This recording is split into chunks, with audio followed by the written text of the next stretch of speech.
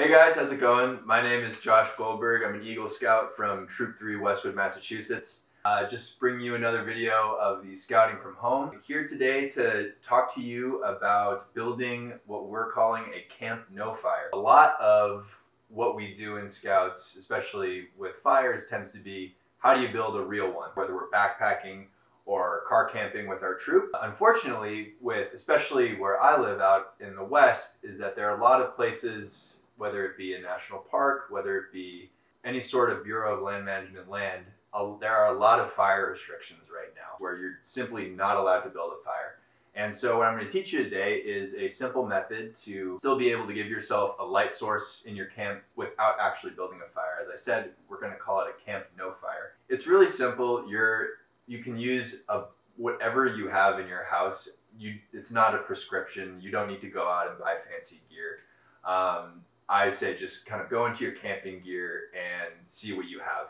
What I'm going to do is just show you what I like to use, and then you can kind of freestyle from there. That's what's cool about it. The first thing that we'll need is our fire pit, and for that I'm just going to use this box here. And then what you'll see in front of me is a couple of different lighting options. I have some headlamps, a couple of vessels with some water in it. This is a Lucy lamp, which is pretty cool because it's compactable and it changes different colors, as you'll see in a minute. And it also has some solar panels on it, which is great because you can just strap it to your backpack or leave it at your campsite to charge up, and then it'll be ready to go when it gets dark. What I'll do now is just start assembling our fire here.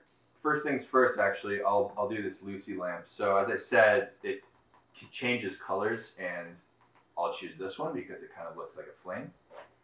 And then I'll move on to these vessels here with some water in it. And this is where the headlamps come in. What's cool is that when you take your headlamp, strap it over one of these and turn it on, the light from the headlamp refracts in the water, and you actually have a pretty strong light source. After this, I'll turn off the lights and you'll see for yourself. So I'll put that one right here, and then I'll do another one with a mason jar I have here.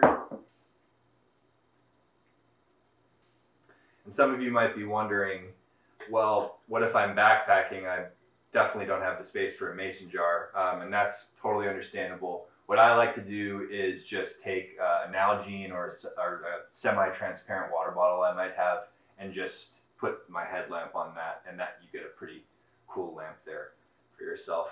So I'll turn this on. That's actually even brighter. So the clearer the vessel, the more brightness you're going to get. Put that one right here. And then I also have these string lights here just because they were lying around, and so we'll kind of fill in the empty spaces there and give ourselves even more light. And then can't let the fire get out of the fire pit. And then we'll turn that on.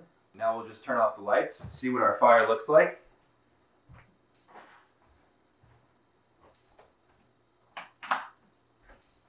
All right.